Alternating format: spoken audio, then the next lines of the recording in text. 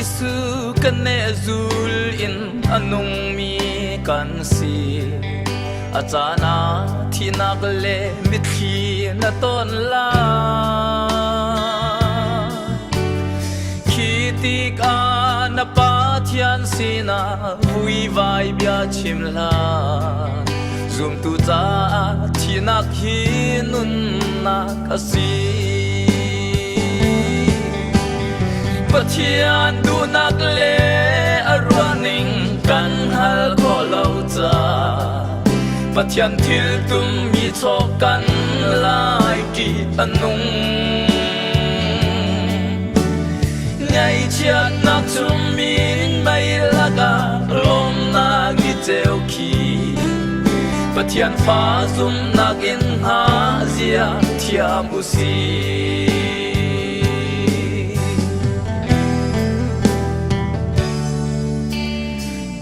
Pa Giêsu kan ne zul in anung mi kan si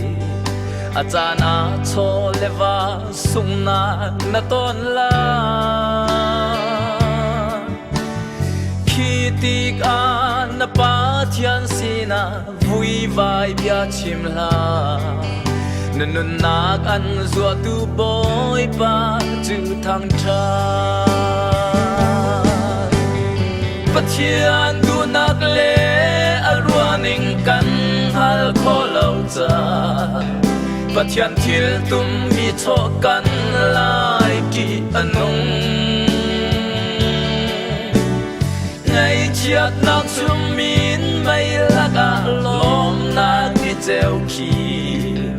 Pathian fa zum nak in ha zia thiam usi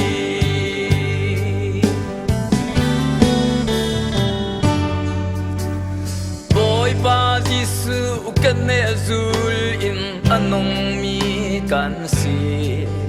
achana thang chiat le soi se na ton la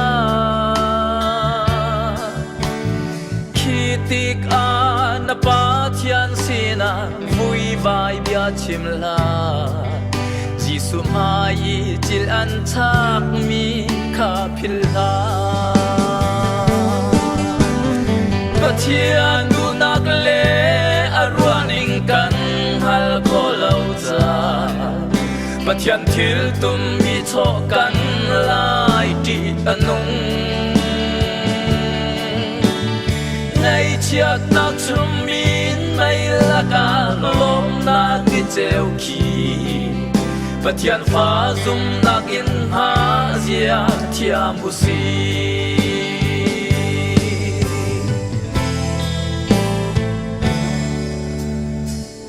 Pa Giêsu kan ne zul in anung mi kan si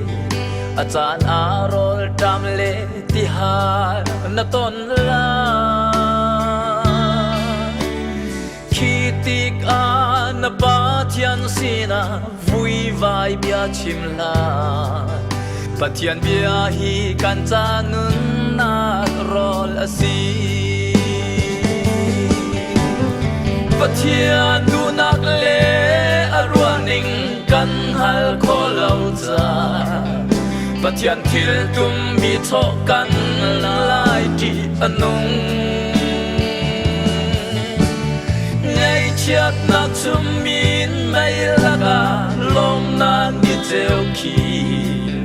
Pathian fa zum nak in ha zia thiam usi Pathian fa zum nak in ha zia thiam usi